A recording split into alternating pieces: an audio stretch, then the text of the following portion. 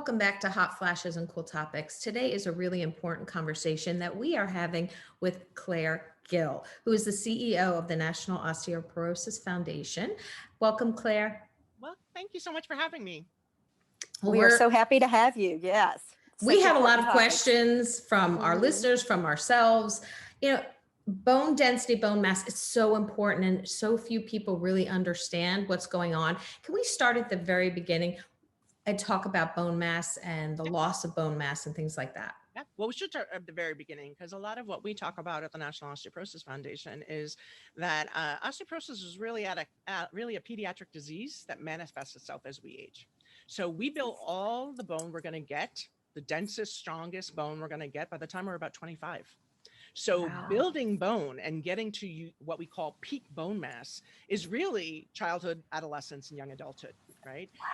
The rest of our lives, we are maintaining that bone density, right? It doesn't get any more dense than when we were 25. We just, again, build and rebuild tissue. So most people don't know too that our bone is actually a living tissue. It has a cycle system. We lose bone and then we create bone, and that kind of system happens throughout our lifetime. So again, we get to 25, we've got the densest bone we have, and then through exercise and diet, healthy nutrition, we maintain that bone and kind of continue to keep as strong as we possibly can. And then when we reach midlife, right, what we're talking about now for women at menopause, we lose bone because of our estrogen loss. So when we cease our menses, estrogen drops, as you know, and then we can lose up to 20% of our bone mass in the first 5 to 7 years postmenopausal. So that's why we sometimes think of this as a woman's disease. It's just because it happens so dramatically for women at midlife. Men too lose bone. It tends to happen a little bit later for them. Around 70 is when it starts to be a little bit more increase. And what that is really, like I said, the bone recycling. We're losing bone faster than we're making bone. And so that's what causes the low bone mass. So, it's again something that we should think about our whole lives, right? As parents, we should be making sure our children are growing and getting all the calcium and vitamin D they need and the exercise they need to reach peak bone mass. And then, like everything else in life, what we want to do to prevent heart disease and cancer and diabetes, exercise, diet, healthy diet, all of those things are important too. But we worry more, it seems, about our heart and about cancer and about diabetes than we do about, am I going to be mobile? Am I going to be independent the rest of my life? And that really is hugely dependent on our bone health. Wow, that is, when you were talking about that, you said the 20% of bone mass when they people hit menopause. Does it compound, like as you get older? Is there more, that keeps adding to the 20%? It really just depends again on how your body is remodeling, right? If you're still making enough bone and losing bone at a good rate, a normal rate, then it's fine. But because of age, we all start to dip a little bit, right? So that's often when people think, oh, it's just old age. This is going to happen to me no matter what. It's actually not. You could be 80 and fall, and you shouldn't break a bone, right? It's only if you have bone health issues that you're going to break the bone, So that is something. That is so much information that's important in the first minute of our interview that it's true. You kind of have to absorb all that information because you don't think about bone health with your children that much. You just think they're outside playing, they're fine. They're going to break a bone. They're, on the trampoline or they're on their skateboard or something. But you really don't think about how you need to start from the very beginning to create healthy bone. What can we do in those beginning years and even now ourselves to help to create healthy bone? So again, it is the impact exercise, weight bearing exercise is the most important for building bone as far as exercise, right? We need the two kinds, the weight bearing and muscle strengthening. Muscle strengthening obviously is to protect the bone, right? And keep it in place and as safe as it possibly can be. But to create that bone and to create that formula and that recycling of bone, you need impact exercise. So we're talking about walking, running, dancing, hiking, Zumba, whatever it is you want to do, as long as you're on your feet. Swimming and cycling are fantastic for cardiovascular health. They do nothing for your bones, right? Okay. So many swimmers and cyclists end up with osteoporosis because they did not get that. They have fantastic cardiovascular health. Their bones are terrible, right? Wow. So Oh, find a lot of okay. professional athletes, a lot of cyclists will have issues with their bones. So that's something, again, you can, those are fantastic exercises, obviously still do them for your cardiac health, but you need to make sure you're getting the impact exercise, the walking, the running, the hiking, the dancing, etc., to be able to make sure you're building bones. That goes across the lifespan. So from early age, if you're looking at your children, you need to make sure that they're doing that kind of exercise, right? Oh, Jumping, wow. running, all of those kind of things that they need to be doing. And then we need to maintain that, for all of us. And then the weight bearing is important, as I said, and then muscle strengthening. So as we get older, and particularly as we talk with women, sometimes women are scared of weights, right? Do not be afraid of weights. You are not going to turn into a bodybuilder by lifting 10 pound weight, right? That Mhm. kind of muscular that we want to be saying feminine, and we don't want just a muscle show. I think some of us are moving away from that. I think we're all starting to see when we look at J-Lo, like, oh, those muscles actually look really good. But that's really important for all women, right? That we need to have some of that, weightlifting kind of stuff to intensify and make sure that our muscles are really nice and strong. So Mhm. those are the two things. And then the balancing type exercises. So all the things that help our core and our stretching, yoga, Pilates, etc., are all great because they help us maintain balance. And as we get older, not falling is one of the most important things we have to do. Staying up Right. is so important. You can have low bone mass and osteoporosis. If you don't fall, you may be lucky to never have a bad experience with it. But for some, depending on the severity of it, it doesn't even take a fall. We've had patients who sneeze and break a bone, break a rib. My gosh. Hmm Some Wow. hug them gently, and they broke a rib. I mean, really, it can be very fragile. So it really depends on the person, and it's unique for everybody. What Right. So, about what oh, you can, go oh, I'm ahead, sorry. Colleen. I just That's wanted to okay. finish in that line of, okay, so weight bearing and strength training. What about diet? So diet and is important in that we need mostly calcium and vitamin D. There's tons of nutrients that are good for bone health, and if you eat enough fruit and vegetables, you should be getting plenty of those. Where we tend to fall short is in calcium and vitamin D. For calcium, that's obviously a huge portion of what our bones are made up with, like our teeth, right, are made of calcium. And so again, it's the recycling and the calcium absorption that starts to delay as we age, and we have to make sure that we maintain our calcium intake. We recommend at the National Osteoporosis Foundation that you try to get all your calcium from food first, right? And then only supplement for the shortfall in your diet. So if again you're having dairy or yogurt, cheese, milk, etc., all of that is really good. For women under the age of 50, they need 1,000 milligrams of calcium a day, and for women over 50, it's 1,200 milligrams. And those numbers are the same for men. It's just at the age of 70. 70 and younger, 1,000 milligrams. 70 and older, 1,200 milligrams. So take, Wow. for example, we got to pay attention to our diet. If I have a yogurt in the morning and I have some cheese in the afternoon and I've got like 600 milligrams and I'm trying to get to 500, but I just can't get any more in my diet, then I only want a calcium supplement that has 500 milligrams, not 1,000 or 2,000, right? You're only supplementing for the shortfall in your diet. So you need to know and keep track of how much calcium are you getting from your diet. And if you think too, today we have a lot of fortified foods. So if you're drinking orange juice with calcium and vitamin D in that, you need to read that label. You've gotten some calcium and vitamin D already. If you take a multivitamin, you've gotten some calcium and vitamin D already. So trying to keep track of those kind of things. If you do that for a little while, you'll start to realize, oh, I'm pretty good. I get it pretty consistently in my diet, or man, I'm way off and I have to start thinking about Is that. is there any danger in having too much? Like, There is, right? There is some okay. danger, but it's really higher upper limits, right? You need to kind of Okay. be taking in a lot of calcium for have it to start to be detrimental to you. But we Okay. really try to say stick to that 1,000 to 1,200, right, as best you can. Getting more calcium doesn't do you any good, right? It's Okay. not like, oh, I'm going to have a little bit more then.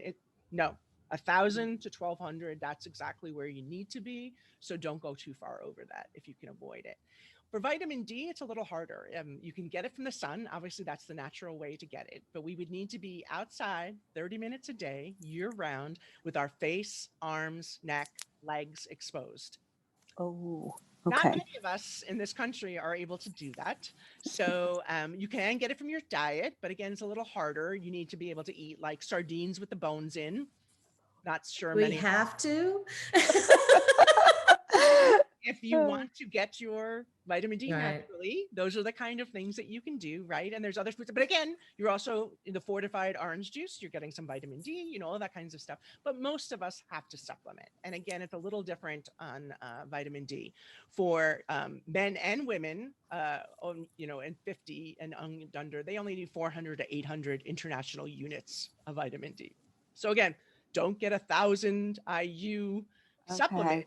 If you're under 50, you only need the one that says 400 to 800 or 8 or 400 to 800. And then again, if you're older, it moves up to 800 to 1,000.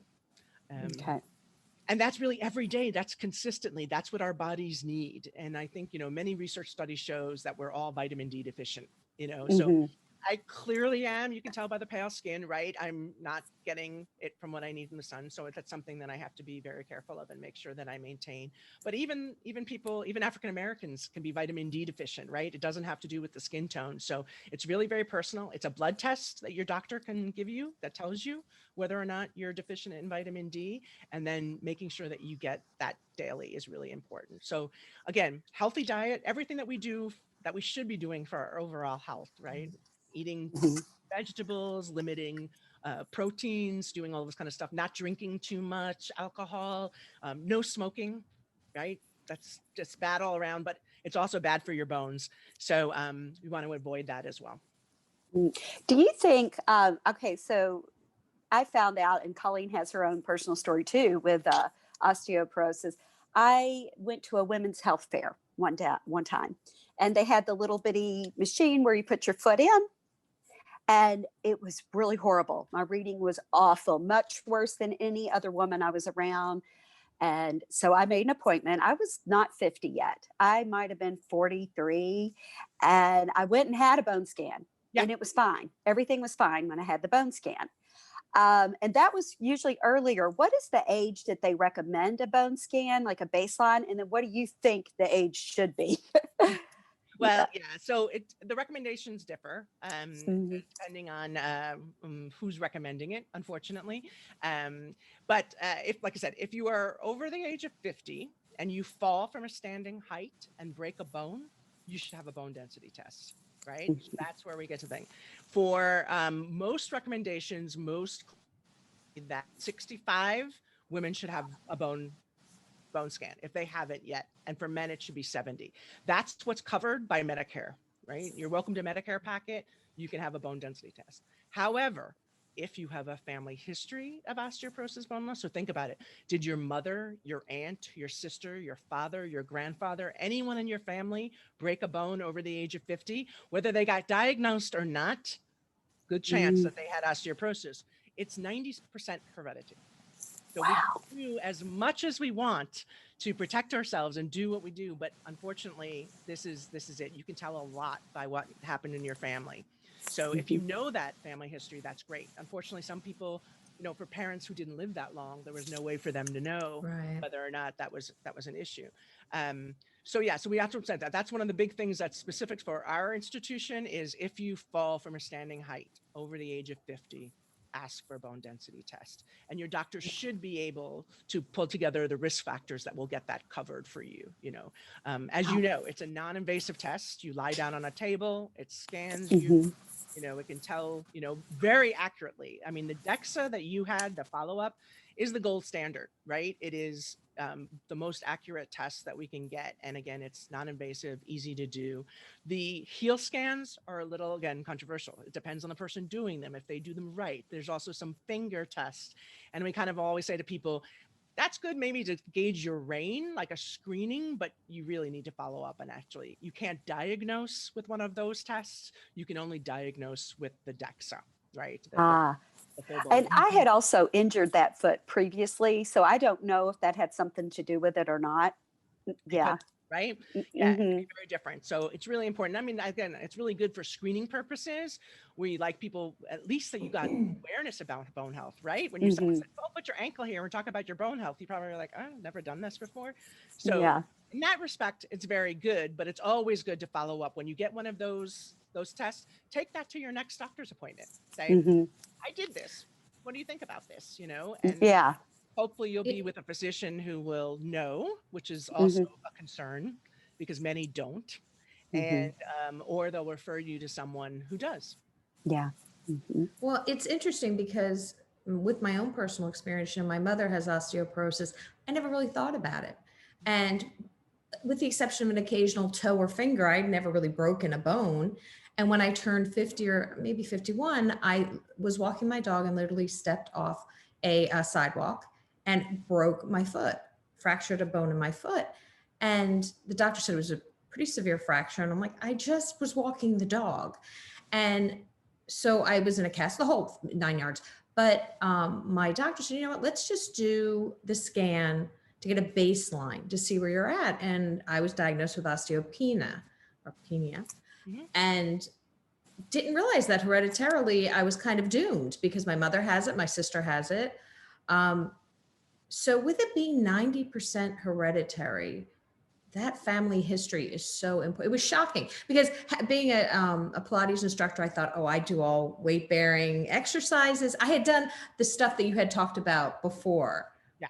Yep. but I hadn't really put in the hereditary component. And I Yep. don't know that a lot of women do. No. Once you get that scan and they say you're either have low bone density, what can you do at that point? So the same thing, it's diet and exercise. It's kind of increasing those. But exactly as your experience, I hear from so many patients that are just like you, where they're like, I did everything right. I'm healthy. I'm the right weight. I've been doing exercising my whole life. I get plenty of calcium and vitamin D. Yet I have osteoporosis. Why did this happen? And unfortunately, it's like I said, there's some things that we can't change. Being small framed, right? I was joking like I'm a big bone girl, and finally something decent for big bone girls. But my mother had osteoporosis. My mother broke her hip. So again, it's going to happen for me, and I need to do what I can now to protect the bone I've got.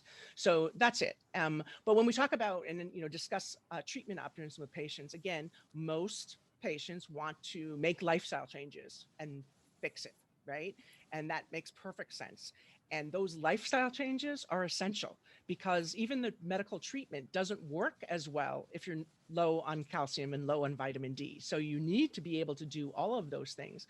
But for some, it will take a treatment, a medication. And we're lucky that the treatment that's available these days can protect bones and prevent fractures by up to 70%. Wow. And again, when we talk about think about any treatment where you're like, oh, it's 70% successful and, keeping, the worst case scenario away. And for osteoporosis, the worst case scenario is breaking a bone or breaking a hip and then potentially dying from it or becoming immobile, right? And having to be dependent the rest of our lives. So again, definitely talk to your doctor about treatment. But for most younger people, and again, people think the first thing that's going to be recommended to you is calcium, vitamin D, weight bearing exercises to see that. And they'll just monitor you and see, are you okay? You've got low bone mass, but are you still staying at that level and continuing to do those things? Then they'll probably just continue to monitor you until it starts to drop off more severely.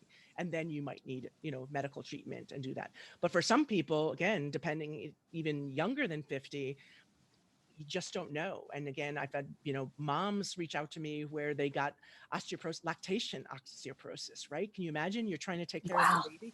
They can't pick up their baby because they'll break a bone, and I'm like, Wow. God. There's younger women, people talk about some of the other kind of diseases or conditions that contribute to osteoporosis or can lead to osteoporosis. So celiac disease, right? Hmm. Malnutrition kind of thing, and that can also impact your bones. And many people with celiac also need to check for bone density and monitor that as they go on. Irritable bowel syndrome, people who have conditions that require a lot of prednisone, a lot of steroid. They will Mm. get it. Steroid saps the calcium from your bones and makes them less dense. And so therefore you Ooh. might have to do that. So it's hard to think about when we're dealing with all these other things. I know, like, if you have multiple sclerosis and you're diagnosed with multiple sclerosis, the last thing you want to hear is, oh, and by the way, the treatment for this is going to lead to another chronic condition. But Wow. the reality, and same for women who survive breast cancer. Once women survive breast cancer, the treatments for many breast cancer chemotherapies will lead to osteoporosis. So lots of programs being done now to try to help educate women with cancer about the fact that they probably should all have a bone density test after they're done with treatment, and then, deal with, again, what comes after. Huh. Yeah, diabetes, people with diabetes tend to be more prone to osteoporosis as well. So we have a long list on our website at nof.org that talks about, both conditions and other drugs that can impact your bone health. So really, again, the most important thing is to have this conversation with our doctors, right? We're talking about our Mhm. heart health, we're talking about our weight, we're talking about our cancer risk, all of these things as we age, and then we don't talk about bone health. And unless you have a physician who knows enough about it to Mhm. say, as you did, Colleen, hey, I think you should get that. When I heard that story, I was really happy for you because, as I said, the statistic is that 80% of people who fracture a bone due to osteoporosis never get any follow-up to find out if Wow. osteoporosis was the underlying. That's insane. It's just, That is insane. it's Yeah. kind of like when we talk to doctors who specialize in menopause and say that most doctors don't know, OBGYNs don't know the information or aren't up on the latest statistics and testing. It sounds like we're behind also on our knowledge on bone health. It is, but it's the same thing. And it's exactly, as you said, the similarities between osteoporosis and menopause. One of the similarities is no one owns osteoporosis in the medical field, the way they don't own menopause, right? So for osteoporosis, you can go to your primary care, you can go to your gynecologist, a geriatrician, an endocrinologist, a rheumatologist. All of these people can treat osteoporosis. So it's not like with cancer, you go to an oncologist, right? Or you have Mhm. heart issues, you go to a cardiologist. Nope. Anybody can treat you for things. And then the most complicated part for me as a layperson, when I joined this field, is all of those professional societies all have guidelines that differ on when to treat, how to treat, who to treat. So again, it depends on who you see. You might go to your primary Wow. care and they say you're fine, and then you go to an endocrinologist and they're like, no, you meet the criteria based on our things and you should be treating.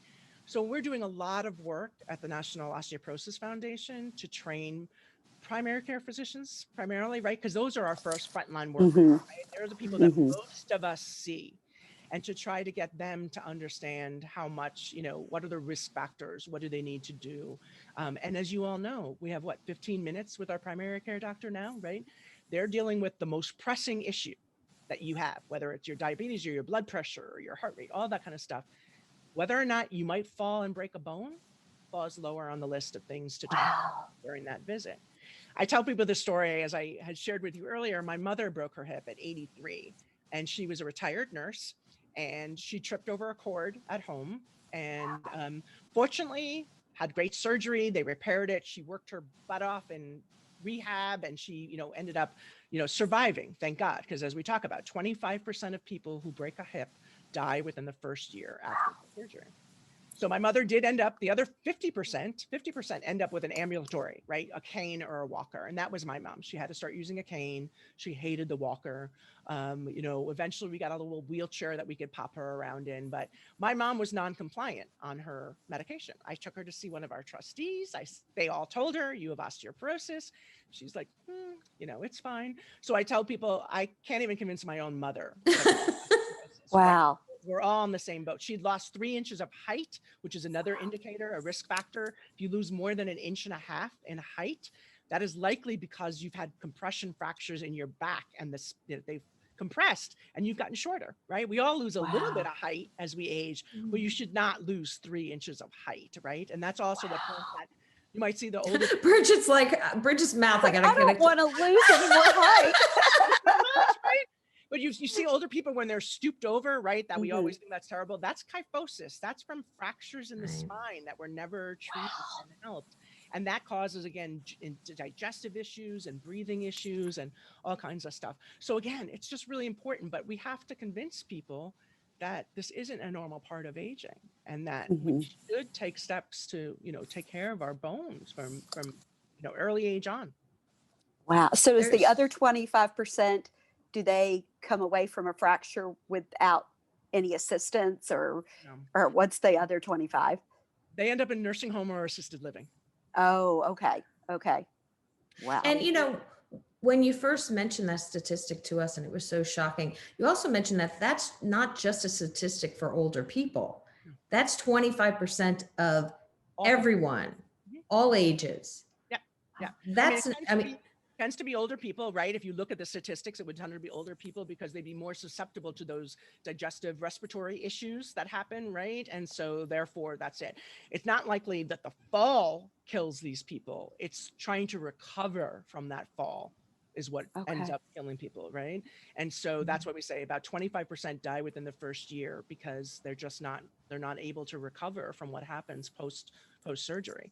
And then we said 50% end up with a walking cane or, whatever they do. And my mother said the same thing. I just tripped and fell. It's like you said, Colleen, oh, I just stepped off the curb. Yeah, that was totally normal. It wouldn't have happened otherwise. Well, you shouldn't have broken the bone when you fell. Right, exactly. And that's the issue. And that's, again, what the treatment is supposed to do and why we do balance exercise and all that. It's really to prevent falling and fracturing, but again, we can't guarantee any time in our lives that we're not going to fall, right? So that risk is always really there and we have to be very cognizant of it. Is there, once you've been diagnosed with low bone mass like osteopenia, but you haven't reached the numbers for osteoporosis, can you stay in that range if you're doing everything that we talked about, the diet, the exercise, and never reach osteoporosis? Yeah, hopefully for people that would be it. Your instance though, Colleen, one of the things that we worked on with a coalition of organizations in the bone health field is to diagnose that although your test showed you have osteopenia, because you were over the age of 50 and fractured, by our account, you have osteoporosis. Oh, thanks. Yeah. Okay. So if you went to one of the, clinicians within our sphere, they would tell you actually have osteoporosis. Osteoporosis. Had low bone mass, but you had that fracture. Fracture begets fracture. Your most important thing now is to prevent future fractures. I'm sorry, this is really not good news for you, but your rate of fracture, your risk of fracture has increased 3 to 7-fold because you've had that first fracture. Then my husband should walk the dog all the time. I can't. That's right. This. I have some bubble wrap. I'm just going to come over to your house and wrap you up. Bubble wrap. We said that a million times. Like people can you make sure, just keep them upright? Yeah. So again, but that is exactly right, Colleen, as you've experienced, right?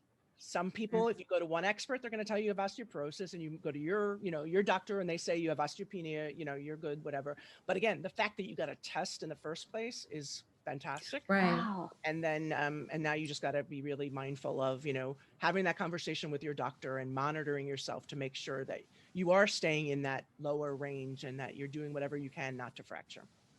I think it's really important for anyone listening, man or woman, to know that you should have, we talked to Joan London and she has like a file of every doctor that you don't think about as you get older, but that you need: your eye exam, having your, skin checked, having your bone density checked. And it's really important for people to realize that it's not just about going to your primary care physician, that you have to check everything. You have to be your best advocate. You do. Because like you said, it was the luck of the draw that my doctor happened to say, you're over 50, let's have a bone density test. Some may not have. That's right. Right. That's right.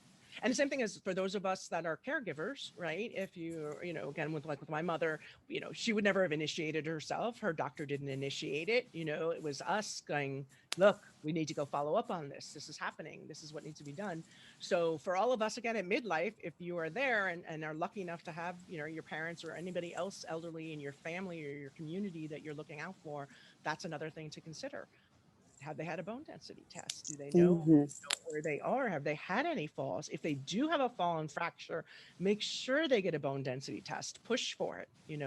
As you said, these days when it's so difficult within the healthcare system to navigate through, even for those of us who work in it every day, it's really complicated. We say that all the time. My siblings and I, my brother's a lawyer, my sister's like an IT, person. I'm in the healthcare field, and navigating that for our mom took a lot, right?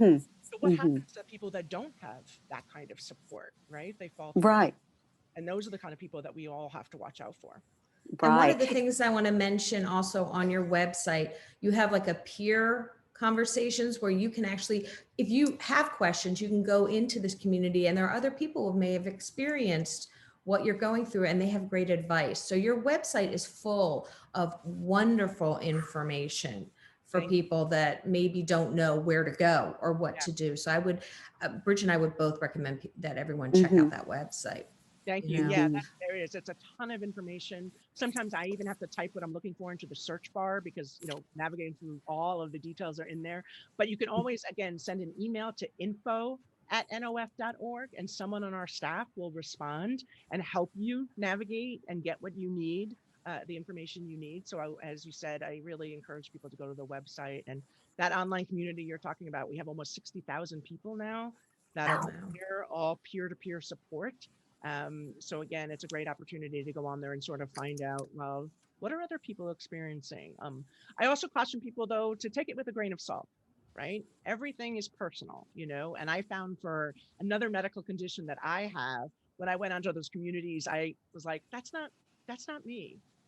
I'm very positive and I'm going to do well with this. And I don't want to spend time talking to people about how woe is me, Right. Whereas I find these peer-to-peer things invaluable for most people. I would say just find the right people on there that are going to be following your mindset and, being positive like you are if you want to, or again, some people who want treatment and want to talk about treatment. And then you have people who are like, I would never do that. It's terrible. Don't take any drugs. Again, find your people and then, circulate within that. Right. I'm so glad you said that because so many people go to Dr.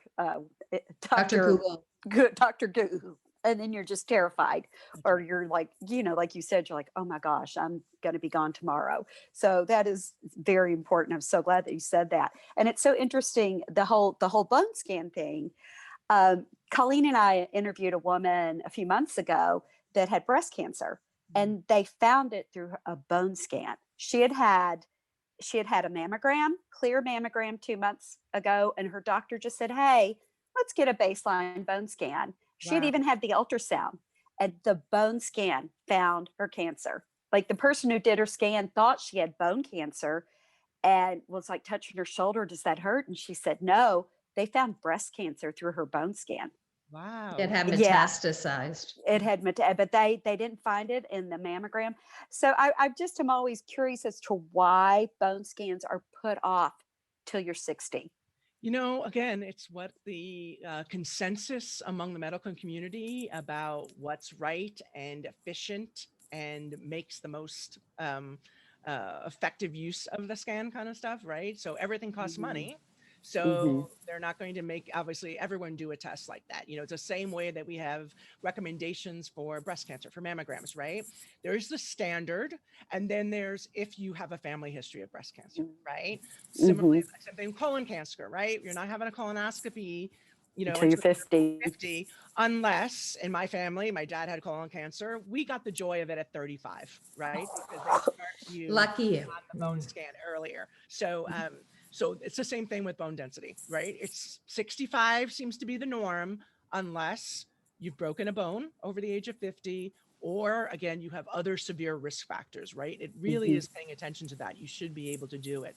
But, talk about why we don't get the bone scans and stuff like that. And I say that to people all the time because you both experienced, it's non-invasive. It's so easy. We don't have to take our clothes off or do anything, and no one does it.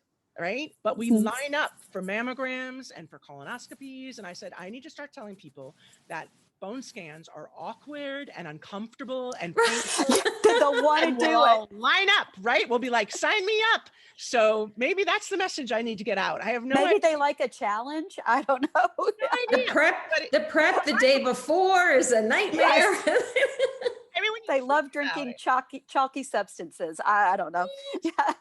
So I don't know. I have to come up with a new message that will make more of us, inclined to go get it, because apparently it's easy and non-invasive doesn't inspire anyone. It doesn't. Yeah. I think I was lucky as Colleen was, because I was like 43 and my doctor just said, hey, let's go get a bone scan after you got that little, they gave you the little, it's almost looked like a receipt.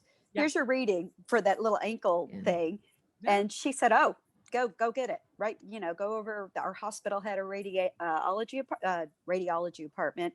I just went, boom. That's it. It was, Well, yeah. The other issue we're having these days is that the reimbursement rate for professionals to do bone densities has gone down so dramatically. Again, more than you need to know about all the policy and health policy, but basically they kind of put these formulas within CMS for what gets reimbursed at what rate and what doesn't. And although mammograms were pulled out, like as a woman's health issue, so it should stay as a priority, bone scans did not. So now the nationwide reimbursement rate is about $40, and it costs about $125 to run those machines.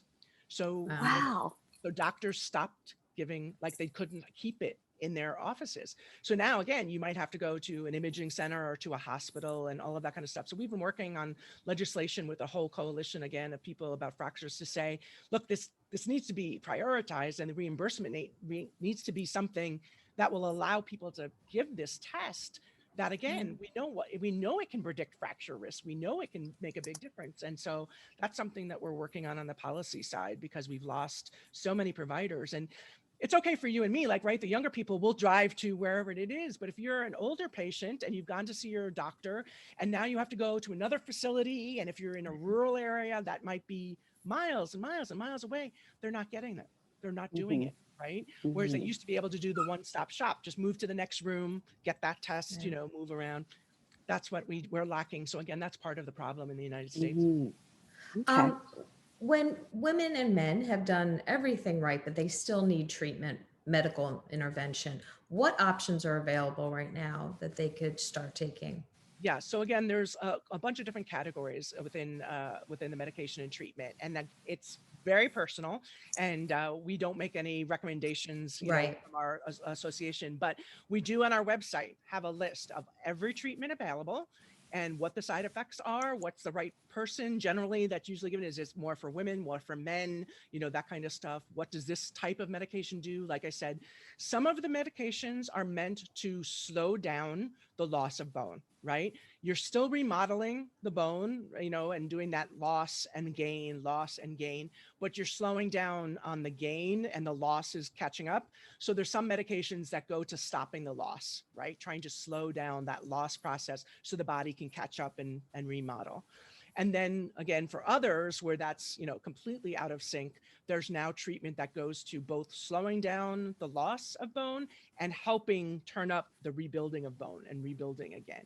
And so it really depends on where you are. Like all treatments, there's oral treatments, there's injectable treatments, there's once a week, there's once a month, there's twice a year.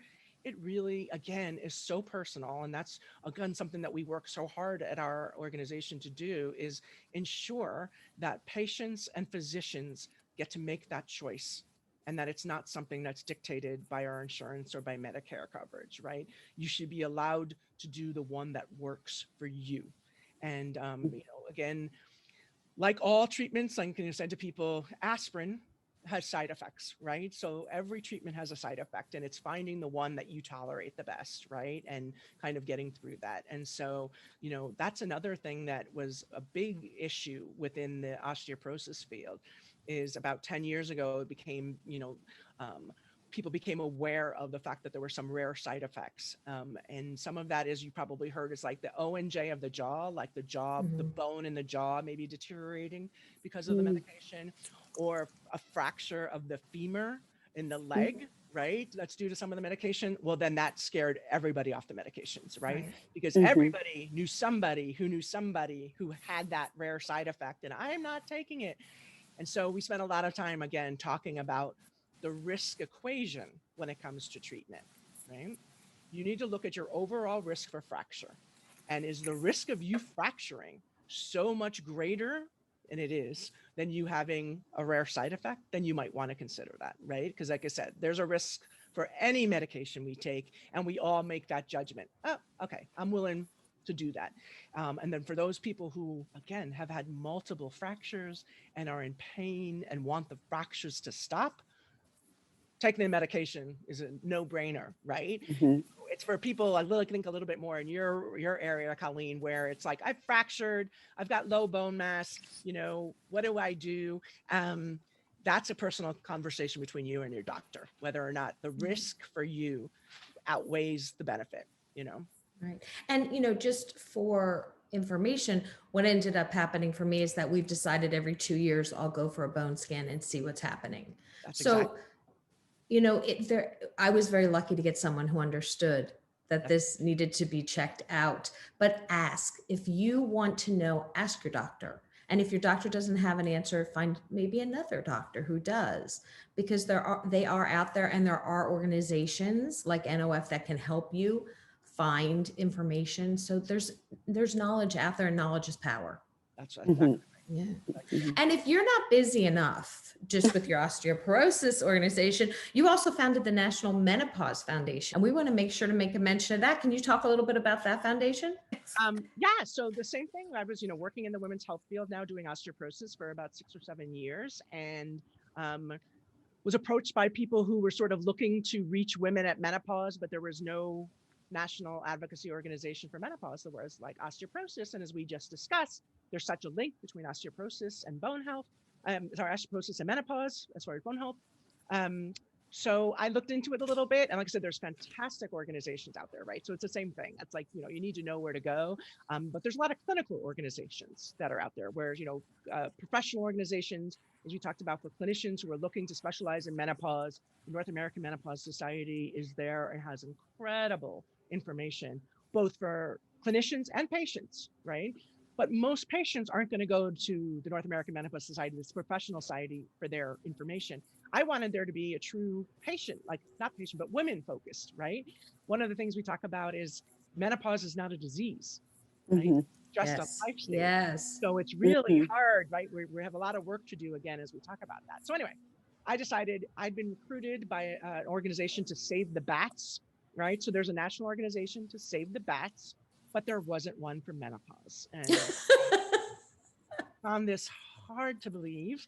Yeah, And that's so, that's a hard one to wrap your brain around. so I decided to start one. And so yeah, so we formed the National Menopause Foundation in 2019, in September 2019, and we're working to build that community and to help educate women. So we have a long URL. It's not like the NOF where we got it down. I have to raise the money to be able to buy the URL that like makes it smaller, but it is fully the National Menopause Foundation.org, and some great information there. We too have a podcast. It's called The Positive Pause, and a newsletter called The Hot Flash, all the things you need. But the goal of the National Menopause Foundation, again, is not to be the clinical, side of it. Like I said, there's really good clinical. I wanted to create a community where women could come to get information, to build that online kind of peer-to-peer support that we need, and to be empowered. When I talked about what we were hearing about menopause and about this stage of life, and it was like, kind of go off quietly now. Your childbearing years are done. Your usefulness is lessened, and I said to myself, my God, I've never done anything quietly in my life, and I don't Not intend doing it now. this. Mm. No way. And again, why shouldn't this be the most empowering and powerful time of our lives? Right? We're tend to be more at the top of our careers at this age, right? We're more powerful influencers. As we've talked about, our mindset changes a little bit, where we're much more advocating on behalf of ourselves. And so I wanted to inspire that for women. I wanted to kind of create that positive change and shift. And what's beautiful is that podcasts like yours and so many companies are finally coming around to the fact that, hey, this is an incredible demographic. We talk about 1.3 million women enter menopause every year in the United States, Wow. you know? Mhm. And when I developed this with my husband, God bless him, he was like really supportive, because, I did it all on my own savings and my own time trying to, build this. And he's like, yeah, this is incredible, because like almost every woman goes through menopause. And I'm like, Mhm. it's every woman. Well, I always say, if you're lucky to live long enough, you're going to go through it. Yeah. And that's the other thing to celebrate, right? If Yeah. Great, we've reached this milestone, and when you think about it, years ago that wasn't a given that you would make it to menopause, right? Mhm. So now we Mhm. are, and we're changing so much more. We're all living longer, we're being healthier, we're doing all that. I think that what aging looks like in healthy aging is changing too. So you think about menopausal women now, it's often joked about, and I'm sure some of your other guests have mentioned on previous shows about like the Golden Girls, 1980s, oh yes. Oh what a yes. menopausal woman will look like, right? And then today it's like, okay, Jennifer Aniston and J-Lo are of menopause Mhm. age, right? That's Mhm. very different. We And just so, need them to mention it. Yeah. We need them to have a hot flash during an interview or on the middle of a stage and be like, hot flash.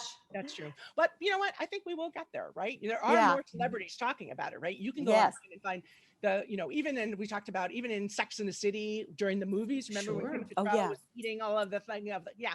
So it's there. And, again, Sex and the City is coming back to talk about 50s. And they'll be in their 50s. So Yeah.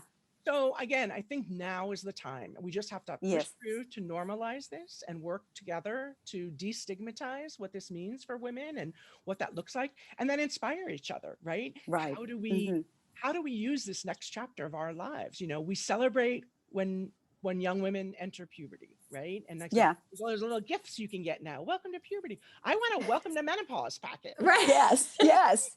All Fan those and products. lube and Yes. stress balls, like great, we should have that. Exactly. That would be awesome. That's a great product. Yeah. That's what all we the- want to do and try to inspire that, and I talk about, again, we're in such different life stages of parenting and things have changed for women. And so I happen to be the mom of a younger daughter. And so she knew more about menopause than she did about puberty. It was, calls it the menopause, like the British, which I just love.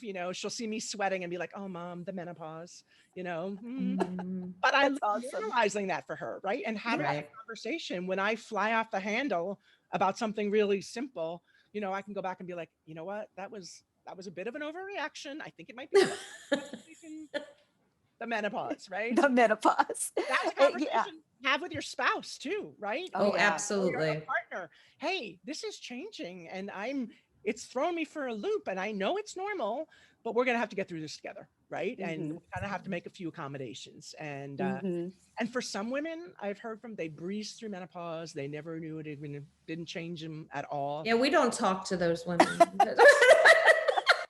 But for the most women are, and then the extremes, is the, oh my God, it was completely debilitating.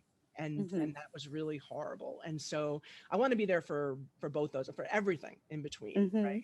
And help younger women that, again, learn. People don't even know menopause, right? Menopause Right. is the day our menses stops for 12 months, right? Right. Everything else we experience before that is perimenopause, right? That's where we're really going through all of those hormonal changes and all of those things kind of stuff, whatever leading up to it.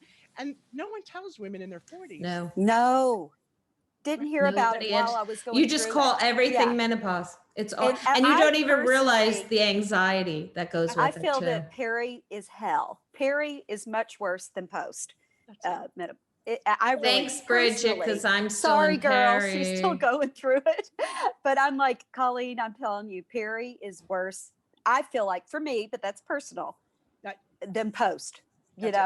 And that's again, for most people, again, even the experts will tell you the brain fog, the depression, the loss of libido, all of that will sort of taper off then post-menopause, right? You kind of come back to a little bit more.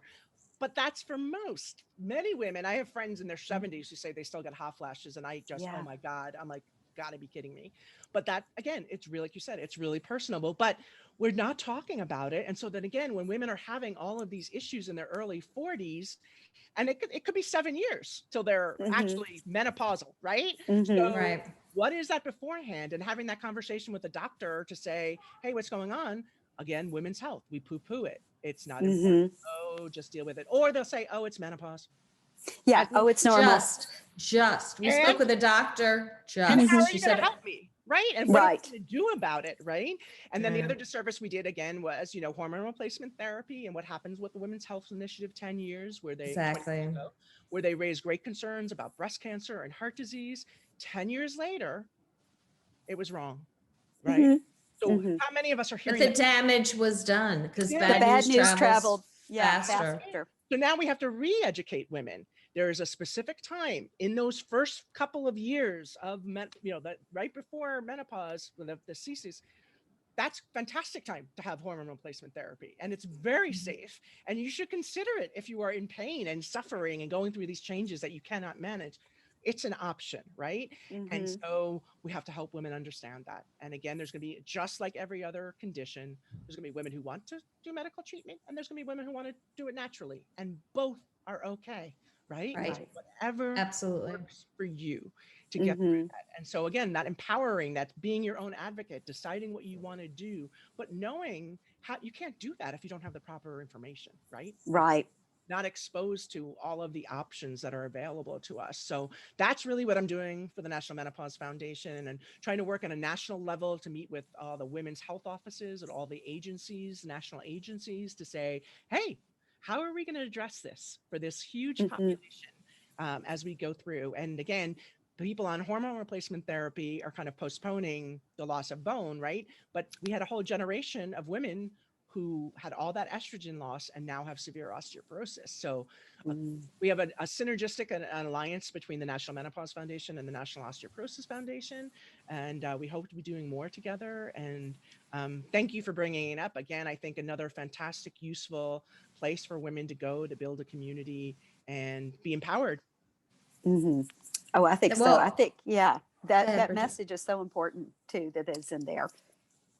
Absolutely. For women, yeah, I mean, just knowledge is power. And women are starting to get frustrated with the lack of knowledge when they go to a doctor and say, I'm feeling this, I need help. So if you're not going to help me, I'll figure out how to do it myself. I That's will right. find the resources. And both of, the National Osteoporosis Foundation and the National Menopause Foundation are amazing resources. So if we can get that out there, because you're preaching to the choir with the two of us, but we want our thousands and thousands of We'll just listeners. keep pushing it out Yeah, there. Yeah. exactly. Yeah. To Mhm. understand you're not alone. You don't have to suffer alone. There are resources right online, even during a pandemic, you can go online, you can learn what you need, and then talk to someone, maybe an online therapist or an online doctor that can help you. So the information you gave today is invaluable. We thank you Mhm. so much for sharing it.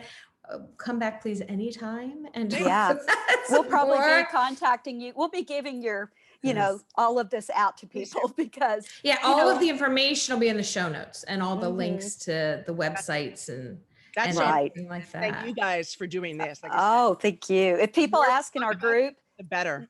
yes, when they ask in our group, we're going to be putting your Our websites website, out there. Yes. all the information we can. But Yeah. thank you so much, Claire, for taking the time to Yeah. talk Thank to you. us, to educate our listeners, and just for what you're doing. Thank you Oh, so thank you. much.